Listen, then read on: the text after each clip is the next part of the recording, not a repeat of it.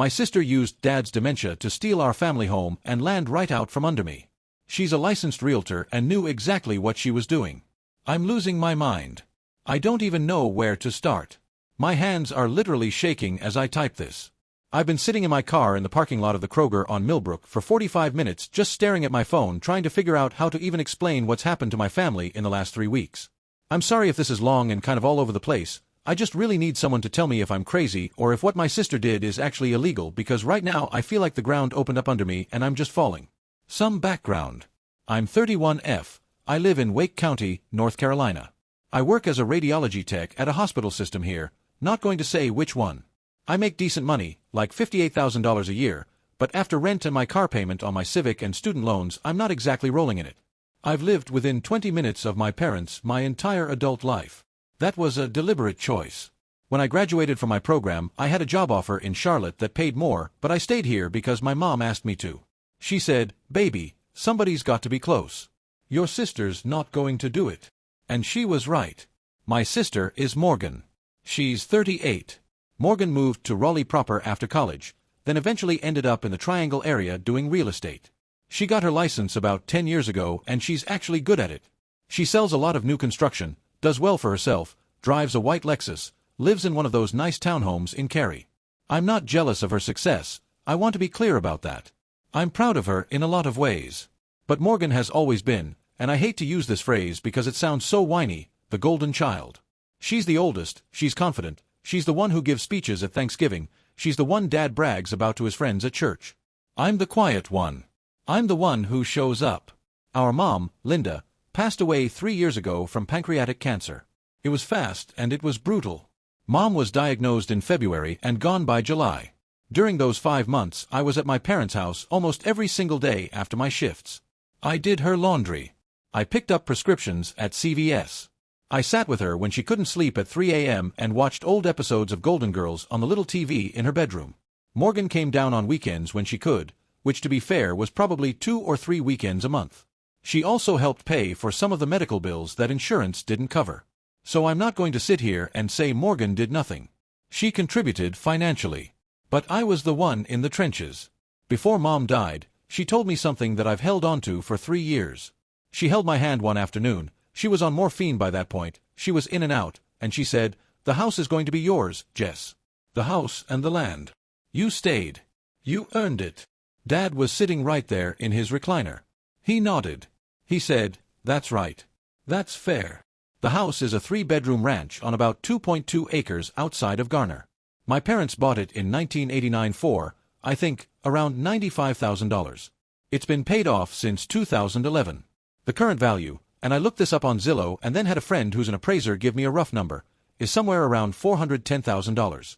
The land alone is worth a lot now because of all the development happening south of Raleigh. A builder bought the 5-acre parcel next to my parents' place last year for $180,000. After Mom died, Dad kind of declined. Not immediately, but slowly. He's 74 now. He started forgetting things. Leaving the stove on. Asking me the same question 3 times in one conversation.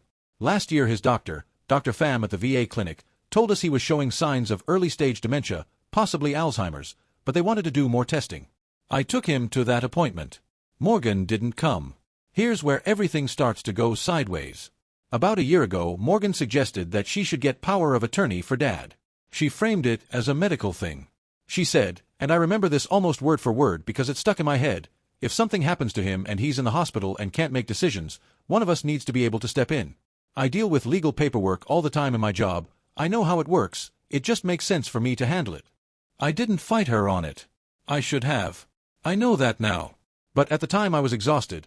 I was picking up extra shifts at the hospital and I was also checking on Dad 3 or 4 times a week. And honestly I just thought, okay, fine, let Morgan handle the legal stuff, she's better at it than me. So she got power of attorney. I don't even know exactly what kind because she never showed me the documents. She just said it was done. I want to pause here and be honest about something because I know people on Reddit will call me out if I'm not. There was a period after Mom died, maybe 6 or 8 months, where I kind of pulled back from Dad. I was grieving. I was depressed. I called in sick to work more than I should have. I wasn't visiting Dad as much. Morgan actually stepped in during that time and I'm grateful she did. She set up his bills on autopay, She got him signed up for Meals on Wheels for a few weeks. She took him to some appointments. I don't want to pretend I was this perfect devoted daughter every single minute because I wasn't. But I came back. I always came back. Okay. 3 weeks ago. I went over to Dad's house on a Tuesday after work, like I usually do. I brought him dinner from Cookout because he loves their trays. We were sitting at the kitchen table and I noticed some papers on the counter by the microwave. Dad keeps everything in these messy piles, junk mail, church bulletins, random receipts, but these looked official. I picked them up while he was eating and my stomach just dropped. It was a recorded deed. A quitclaim deed. Transferring the house and the 2.2 acres from my dad to Morgan. Just Morgan. The recording date was about 6 weeks prior. It had Dad's signature on it, which honestly looked shaky, but it was recognizably his handwriting. It was notarized. Everything looked official. I asked Dad about it. I tried to stay calm. I said, "Dad, do you remember signing this?" And he looked at it and kind of squinted and said, "Morgan brought some papers over. She said it was to protect the house from the government. From Medicaid. She said if I didn't sign it they could take the house." My heart was pounding. I said, "Dad, this paper says you gave the house to Morgan. The house is in Morgan's name now." And he got this confused look on his face and said, "No, no. She said it was just to protect it. It's still our house." I called Morgan that night. I was shaking. I tried to be calm, but I don't think I was. I said, "Morgan, I found the quitclaim deed. You had Dad sign the house over to you? What the hell is going on?" And she was so calm. That's what gets me. She was calm like she'd been expecting this call. She said, and I'm going to try to get this as close to verbatim as I can, "Jess, calm down. I've been managing Dad's finances and his affairs for over a year now. I have power of attorney." Dad understood what he was signing. He wanted to protect the property from a potential Medicaid spend-down if he ever needs a nursing home, and a quitclaim transfer is a standard way to do that. I see it all the time in my work. This isn't some scheme. This is protecting the family asset. I said, "But it's in your name. Not both our names. Not in a trust. Your name. How is that protecting anything?" She said, "Because I'm the one handling everything. I'm the one managing his finances, paying his property taxes, making sure the house is maintained. It's simpler to have it in one name. When the time comes, we'll figure out what's fair." I said, "Mom told me the house was supposed to be mine. You were sitting right there when she said it." And Morgan said something that I will never, ever forget. She said, "Mom said a lot of things when she was on morphine, Jess. She wasn't in her right mind.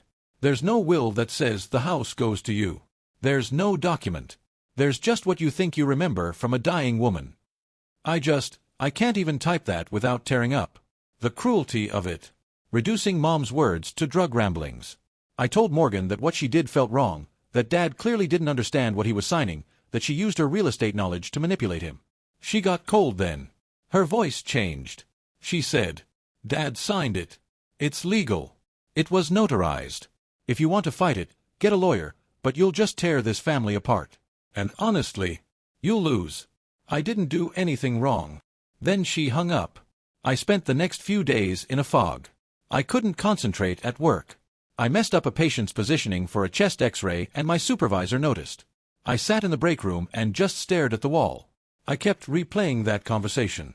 I kept thinking about Mom. I decided to call my Aunt Patricia. That's Dad's younger sister. She lives in Fayetteville. Aunt Pat has always been the reasonable one in the family, the peacemaker. I called her thinking she would be horrified by what Morgan did. I was wrong. Aunt Pat listened to the whole story. Then she said, "Well, honey, I know it doesn't feel good, but Morgan has been doing a lot for your daddy. She's been paying his property taxes out of her own pocket for 2 years now. She told me she put a new water heater in that house last winter. Maybe she didn't go about this the right way, but she's not wrong that somebody needed to protect that property." I said, "But she put it in her name, Aunt Pat. Not a trust. Not both of us." And Aunt Pat said something that just gutted me. She said, "Jess, I love you baby, but you did kind of check out for a while after your mama died. Morgan picked up a lot of slack. Maybe this is her way of making sure she's taken care of too." I wanted to scream. I wanted to throw my phone. Instead I just said okay and hung up and cried in a Target parking lot for 20 minutes. Some lady with a cart full of laundry detergent and kid snacks knocked on my window to ask if I was okay and I just waved her off. I'm sitting here now trying to figure out what to do, and I feel completely alone. Dad is confused. Morgan is dug in. Aunt Pat is on Morgan's side. My cousin Derek, who I've always been close with, texted me after Aunt Pat clearly told him, and his text said, "I know this is hard, but maybe just let it go. Don't blow up the family over a house." Over a house. A $410,000 house and 2.2 acres of land that my mother wanted me to have. Here's what I know and what I don't know, because I've been Googling frantically. What I know. Morgan has some form of power of attorney over Dad. I don't know exactly what kind or what the scope is. Dad has been diagnosed with early-stage cognitive decline/dementia. The quitclaim deed was signed and notarized and recorded with the county. There is no formal will from either of my parents, which I know is bad. Mom's verbal promise to me about the house was just that, verbal. With no witnesses except Dad, who now has dementia. Morgan is a licensed real estate agent in NC and absolutely understood the implications of what she was orchestrating. The property taxes are current because Morgan has been paying them, which she will probably use as leverage. What I don't know. Whether Dad actually had the cognitive capacity to understand what he was signing at the time the deed was executed, whether Morgan used her POA to facilitate this, or if Dad signed independently, whether the notary actually verified Dad's understanding or just watched him sign, whether this counts as elder financial abuse under NC law, whether the Medicaid spend-down rationale even makes sense, or if Morgan just used that as a cover story, whether I can challenge a quitclaim deed and on what grounds. There's also this. I've been reading about North Carolina's Medicaid look-back period. If I'm understanding this right, if Dad transferred the property for less than fair market value, there's a 5-year look-back window where Medicaid can penalize him if he applies for long-term care benefits. So Morgan's claim that this was to protect the house from Medicaid might actually have made his situation worse, not better, at least for the next 5 years. Which makes me think the Medicaid story was never the real reason. The real reason was Morgan wanted the property. I want to be transparent about my own motivations too. Part of this is about the money, yes. $410,000 is life-changing money for me. I'm 31 and I have $11,000 in savings and about $28,000 left in student loans. That property could change the entire trajectory of my life. But it's not just the money. It's the principle. It's that Mom wanted me to have it. It's that Dad was manipulated. It's that my sister, who I used to look up to, used her professional expertise to take advantage of our father's declining mind. But then I think, am I being fair? Morgan did handle a lot of stuff for Dad. She did pay those property taxes. She did put in the water heater and fix the back deck. Maybe she feels like she earned some claim to the property through all that effort. I don't know. I genuinely don't know if I'm the one being unreasonable here or if she crossed a line. What I do know is that every time I visit Dad now, it feels different. He's in that house that technically isn't his anymore and he doesn't even know it. He still talks about his garden and his workshop in the garage. Last week he said, "When I'm gone, you girls will have this place," and I almost broke down right there. He doesn't understand what Morgan did. He thinks everything is the same. Update 1. Okay, so I took a lot of your advice from the comments. Thank you all, seriously, some of you made me cry in a good way, and I called the NC Bar Association's lawyer referral service. They connected me with an elder law attorney in Raleigh who does a free 30-minute consultation. I went in yesterday during my lunch break, still in my scrubs. His name is Mr. Alderman, not going to give his first name. I laid out the whole situation. He listened. He asked me a bunch of questions I didn't expect. He asked about the timeline of Dad's diagnosis versus the date the deed was signed. He asked whether I knew who the notary was and whether there was any independent witness. He asked if Morgan had durable POA or limited POA and whether the document specifically granted her authority over real estate transactions. I couldn't answer half of these questions, which was frustrating and honestly embarrassing. But here's the thing he told me that made my jaw drop. He said that in North Carolina, if a person with power of attorney uses that authority to transfer property to themselves, it is presumed to be a breach of fiduciary duty unless the POA document specifically authorizes self-dealing. He called it self-dealing and said it raises a huge red flag. He also said that if Dad's cognitive capacity was already compromised at the time he signed, the deed could potentially be voided regardless of whether it was notarized, because a notary's job is to verify identity, not to assess mental competency. He also told me something about the Medicaid angle that confirmed my suspicion. He said that an outright quitclaim transfer to a family member is actually one of the worst ways to protect property from Medicaid. He said a proper elder law attorney would have recommended an irrevocable trust or a ladybird deed. That's apparently a thing in some states, though he said NC doesn't use ladybird deed specifically. He said the fact that Morgan, as a real estate professional, chose a quitclaim deed, the simplest, most direct ownership transfer, instead of recommending Dad talk to an actual attorney, is very telling. He didn't say it directly, but the implication was clear. Morgan didn't want a lawyer involved because a lawyer would have protected Dad's interests, not hers. Mr. Alderman said I potentially have grounds to challenge the deed on a few bases: lack of capacity, undue influence, and breach of fiduciary duty if the POA was used. He said the first step would be to get copies of the POA documents, the deed, and Dad's medical records around the time of signing. He said I should also try to find out who the notary was. The bad news: he quoted me a retainer of $5,000 to start, with the case potentially costing $15,000 to $25,000 if it goes to litigation. I don't have that money. I just don't. I've been looking into legal aid organizations, and I found a couple that handle elder abuse cases on a sliding scale. I also, and this felt very weird, filed a report with the NC Department of Health and Human Services Adult Protective Services. The attorney recommended it. He said even if nothing comes of it immediately, having that report on file establishes a timeline and shows I acted when I discovered the issue. Morgan doesn't know I've done any of this yet. Update 2. Things have escalated. I'm typing this at 11:30 p.m. on my couch with my cat Walter sitting on my chest. I got a call from Morgan tonight. Somebody, and I genuinely don't know who, told her that I talked to a lawyer. My best guess is Aunt Pat, because I made the mistake of telling Aunt Pat about the consultation trying to get her on my side. Stupid. I know. Morgan was furious. Not cold this time. Furious. She said, "So you're really doing this? You're really going to drag our family through court over a piece of property? Dad is going to be devastated. This will kill him." I said, "Morgan, Dad doesn't even know what you did." She said, "I didn't do anything. I protected him. And you want to punish me for being the responsible one? Where were you when the water heater burst at 2 a.m.? Where were you when I was sitting in the county tax office making sure the taxes got paid? Where were you when I was spending $8,000 of my own money fixing up that house?" And honestly, those questions stung. Because she's not entirely wrong. I wasn't there for those things. She was. But fixing a water heater doesn't entitle you to a $410,000 property, does it? Then she said something that I think she regrets already. She said, "If you want to talk about Mom, let's talk about Mom. Mom enabled you your whole life. She babied you. She felt sorry for you. That promise she made you wasn't about fairness, it was about guilt. She felt guilty that you never became anything." I hung up. I couldn't breathe. I sat on the floor in my kitchen and hyperventilated. My neighbor heard me through the wall and texted asking if I was okay. I said yes, but I wasn't. Here's what scares me. Part of what Morgan said has a kernel of truth. Mom did baby me. I was the less ambitious one. I'm a radiology tech making $58,000. Morgan is a successful realtor probably clearing $120,000 in a good year. Mom probably did feel some kind of guilt about the disparity between us. Does that mean the promise wasn't real? Does that make the property less mine? I don't know anymore. Update 3. Okay. I'm going to try to keep this one shorter because the last few weeks have been overwhelming and I have a tendency to ramble when I'm stressed, as you all have probably noticed. 3 important things happened. First, I got a copy of the power of attorney document. This took some doing. Dad had a copy in a file cabinet in the den, buried under old tax returns and church donation receipts. I went over one afternoon and looked while he was napping in the recliner. I photographed every page. I showed it to Mr. Alderman.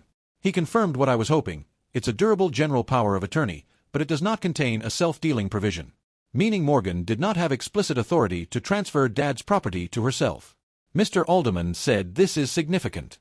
He used the word significant 3 times in one paragraph, which for a lawyer I think means he's excited. Second, I got Dad's medical records from the VA clinic.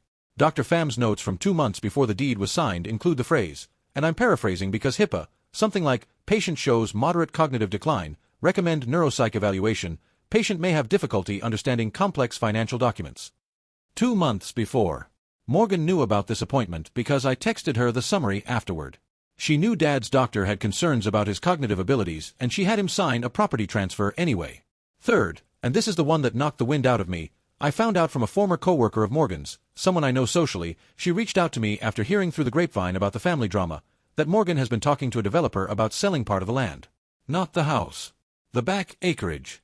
Apparently, a builder has been buying up parcels in that area for a new subdivision and Morgan got approached. My coworker said Morgan mentioned a potential sale price of $175,000 for roughly 1.5 acres of the 2.2. So Morgan didn't transfer the property to protect it from Medicaid. She transferred it to sell part of it. For profit. While Dad is still alive and living in the house. I confronted her about this over text. I have the receipts, I screenshotted everything. She denied it at first, then pivoted to, I'm exploring options to help pay for Dad's future care, which is more than you're doing. When I pointed out that Dad has VA benefits and Medicare, she stopped responding. Aunt Pat called me the next day and said I was being vindictive and that I should think about what Mama would want. I said Mama would want the daughter she promised the house to actually get the house, and Aunt Pat said, your Mama is dead, Jessica, you need to let go of that. I almost threw my phone into the wall. Update 4. I found funding for the lawyer. Sort of. I applied to a legal aid nonprofit that handles elder abuse cases in the Triangle area. They reviewed my situation and agreed to take the case at a significantly reduced rate. I'm going to have to put about $3,000 on a credit card and set up a payment plan for the rest, but Mr. Alderman is willing to work with me. He said, and I'm quoting him because this mattered to me, this is exactly the kind of case that elder law exists for. Here's what's happening legally now. Mr. Alderman sent Morgan a formal letter requesting that she voluntarily rescind the quitclaim deed and restore the property to Dad's name, or alternatively agree to place the property in an irrevocable trust with both sisters named as equal beneficiaries. He gave her 30 days to respond. He also noted in the letter that we have medical documentation suggesting Dad lacked the cognitive capacity to execute the deed, and that the POA does not authorize self-dealing transactions. Morgan hired her own attorney within 48 hours. I know this because I got a letter from a law firm in Cary. Their letter basically said the deed was valid, Dad was competent, and Morgan acted within her authority. It also said that any continued harassment, their word, could result in a defamation claim. Mr. Alderman said the defamation threat is hollow and that attorneys who threaten defamation in response to legitimate legal claims are usually bluffing. I also heard back from Adult Protective Services. An investigator came out and interviewed Dad. I wasn't present for this, which was hard. The investigator also requested to interview Morgan, but I don't know if that's happened yet. I don't know the results or findings. APS doesn't share that with the reporting party apparently, which is frustrating, but I understand. Dad called me 2 nights ago. He sounded confused and upset. He said Morgan came over and they had a big argument, and that Morgan was crying. He said, I don't know what's going on with you girls, but I don't like it. Your mama wouldn't like it either. I told him I loved him and that everything was going to be okay. I don't know if that's true. Here's my emotional state right now. Honestly, I'm a mess. I've lost 8 pounds in 3 weeks because I can't eat. My sleep is wrecked. I called my employee assistance program and got a referral to a therapist. My first appointment is next week. I drive past the house sometimes on my way home from work and I think about Mom in her garden and Dad on the porch and I just grieve for what my family used to be. Sometimes I wonder if Morgan and Aunt Pat are right. If I should just let it go. Walk away. Accept that I'm the one who loses, like I've always been the one who loses, and just move on with my life. But then I think about Dad sitting in that recliner not knowing his own daughter stole his house. And I think about the developer circling around to buy the back acreage. And I think about Mom's hand in mine, her saying, the house is yours. And I can't let it go. Update 5, the big one. I debated whether to post this because things are moving fast and I'm scared of jinxing it, but you all have been so supportive and I owe you this. Mr. Alderman filed a formal petition to void the quitclaim deed. The grounds are lack of capacity of the grantor, undue influence by a fiduciary, breach of fiduciary duty under the POA, and constructive fraud. He told me that constructive fraud in NC doesn't require proving Morgan intended to commit fraud in the criminal sense, only that she held a position of trust and engaged in a transaction that benefited herself at the expense of the person who trusted her. Given that she had POA, she was absolutely in a position of trust. 2 things happened almost immediately after the petition was filed. First, the notary who witnessed Dad's signature reached out to Mr. Alderman's office. I don't know how she heard about the case, maybe through the court filing becoming public record, but she voluntarily provided a statement saying that during the signing, she noticed the elderly gentleman seemed confused about the nature of the document, and that the woman presenting the document, Morgan, told him it was just a form to keep the house safe. The notary said she had reservations at the time but didn't feel it was her place to intervene. She said she's been bothered by it ever since. Mr. Alderman said this statement is extremely valuable. Second, and this is the part that made me cry at my desk at work, Morgan's attorney contacted Mr. Alderman and indicated that Morgan may be willing to negotiate. Not rescind the deed outright, but negotiate. Mr. Alderman thinks what happened is that Morgan's attorney actually reviewed the facts, the medical records, the POA language, the notary statement, and told Morgan that her position is weaker than she thought. A competent attorney would see the problems here. Morgan may be a savvy realtor, but she's not a lawyer, and I think her own lawyer gave her a reality check. We're now in what Mr. Alderman calls the negotiation phase. He's proposed that the property be placed in an irrevocable trust with Dad as the beneficiary during his lifetime and both Morgan and me as equal remainder beneficiaries.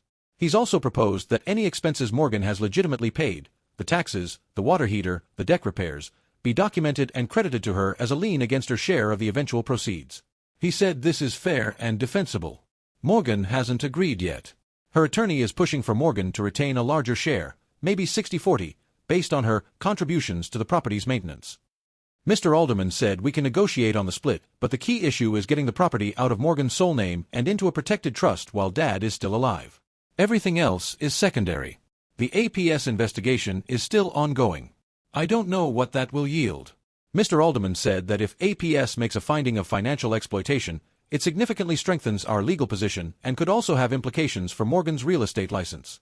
Well, yeah, that. I didn't think about this until Mr. Alderman mentioned it, but Morgan's real estate license is governed by the North Carolina Real Estate Commission. If she's found to have engaged in financial exploitation of a vulnerable adult in connection with a property transaction, the commission could take disciplinary action. This could range from a reprimand to suspension to revocation. Morgan's entire career is built on that license. This is leverage. I don't say that with satisfaction. I actually feel sick about it. I don't want to destroy my sister. I just want what's fair. Dad is doing okay. He's still in the house. He still doesn't fully understand what's happening. Last Saturday I brought him a tray from Cookout, double burger, Cajun fries, huge sweet tea, and we sat on the porch and watched the birds, and he told me about how he and Mom picked out the crepe myrtle in the front yard 30 years ago. He said, "This is a good place, Jessica. Don't let anything happen to it." I said, "I won't, Dad. I'm trying so hard to keep that promise." So Reddit, here's where I am. I have a lawyer. I have medical records. I have a notary statement. I have evidence that Morgan was planning to sell part of the land. I have a petition filed. I have an APS investigation in progress. I have a sister who might be coming to the table. But I also have a family that's fractured. Aunt Pat won't talk to me. Cousin Derek sent me a text that said, "I hope you're happy," and nothing else. My dad is confused and sad and caught in the middle of something he shouldn't have to deal with at 74 with a mind that's slipping away from him. And I have a sister who I used to share a bedroom with, who taught me to ride a bike, who braided my hair for prom, and who I might be about to cost her career and her reputation. I have a therapy appointment on Thursday. I have a court date pending. I have $3,000 on a credit card I can barely pay. I have a cat named Walter who is the only living being in my apartment who doesn't judge me. I need to know, am I doing the right thing? Is this worth it? What would you do? And honestly, the question that keeps me up at night, do I even have a real case, or am I just a bitter younger sister who can't accept that she got outmaneuvered? Because Morgan's voice is in my head every day, saying, "You'll just tear this family apart." And the thing is, she might be right. I might be tearing it apart. But she's the one who lit the match. I'm just the one who won't pretend the house isn't on fire. Please. Any advice? Anything. I'm drowning here. Edit. Thank you all so much for the responses. I'm reading every single one. Some of you have gone through almost the exact same thing, and your messages have made me feel less alone than I have in weeks. I'll update as things develop. Also to the person who'd med me saying I should check if Morgan has been making any mortgage or HELOC applications against the property since the deed transfer. I hadn't thought of that, and I'm asking Mr. Alderman about it tomorrow. If she took out a loan against Dad's house, I swear to God. Second edit. For people asking, no, Mom did not have a will. Neither does Dad. I know. Please learn from my family's mistake and get your parents' wishes in writing.